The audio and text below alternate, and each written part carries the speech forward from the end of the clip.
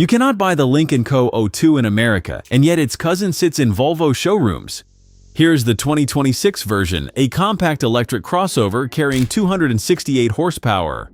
It drives only the rear wheels and packs noticeably more space than its dearer Volvo cousin. The face is all width and quiet confidence. Underneath sits Geely's electric platform, the very same one beneath the Volvo EX30, but stretched noticeably longer here for far more cabin room. Follow that roofline, and the plan is obvious, so subscribe now, because this understated newcomer is quietly hunting established badges. From inside, the glasshouse feels airy, an early hint of real space. This is a car meant to be used. At the back, a full-width light bar carries the name. It is a proper design signature, the kind of detail that used to live 2 whole segments and many thousands higher. Straight on, the O2 looks wider than it is, low and grounded beneath that unbroken strip of light. That lighting signature is standard across the whole range, never locked behind a costly options list like rivals prefer. Lit up at night, it reads instantly as something premium, and that is the whole strategy in one glance. Seen in profile, the tail tapers away like a coupe, and yet a proper wide hatchback opening hides underneath it. Look closely, and the bar is built from dozens of tiny elements, animated on unlock, a genuine little piece of theater. None of this is strictly essential, of course, and yet it is exactly how a young brand earns a real second look. Behind all the visual drama sits real substance, so let us step around to the front. The stance sits on large alloy wheels, filling the arches without obviously wrecking the ride, at least on paper. Reviewers who have driven it describe a firm but composed setup, tuned more for Europe than for comfort alone. The point here was never outright sport, but easy, confident, and reassuringly everyday electric pace.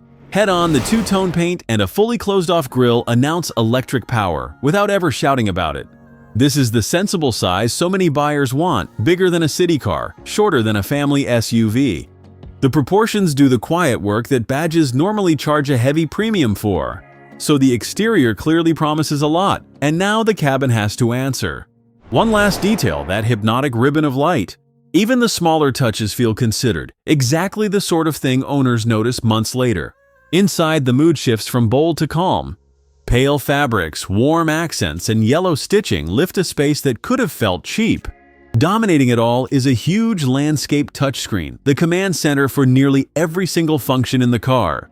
Material quality around the doors is genuinely good, soft to lean on, solid to the touch. Overhead, a panoramic glass roof floods the cabin with light, and it is the single biggest reason this compact car feels so open. Practical surfaces like these wipe clean in seconds. The seating position is high and commanding, wheel and screen neatly aligned. At the wheel, physical buttons have almost vanished.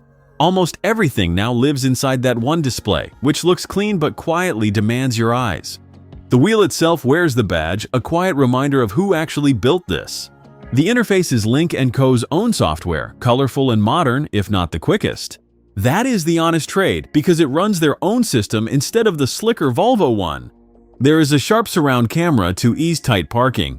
And the core stuff is all here: wireless phone mirroring, over-the-air updates, the expected modern toolkit.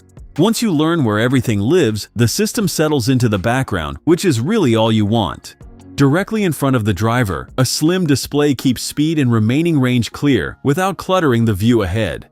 Navigation, media, and drive modes all flow through the same clean logic. The seats deserve a moment of their own. Between them sits the signature center box, a deep, flexible bin Lynk calls its own. It slides and reconfigures, the kind of clever storage families quietly come to rely on. The front seats mix dark bolsters with pale centers and bright yellow thread, looking far more expensive than they should. Climb into the back, and this is exactly where stretching the platform truly pays off for real adult passengers. There is proper knee room here, more than the Volvo EX30 can offer. The bench is broad and supportive, though the sloping roof does nibble at outright headroom. Ambient light wraps the whole cabin after dark. The tailgate opens onto a properly practical boot. 410 liters with seats up. Drop the rear bench and it grows to 1,400 liters, nearly 50 cubic feet, almost double the EX30. And the whole package starts near 35,000 euros. The single motor is plenty, though range is only average.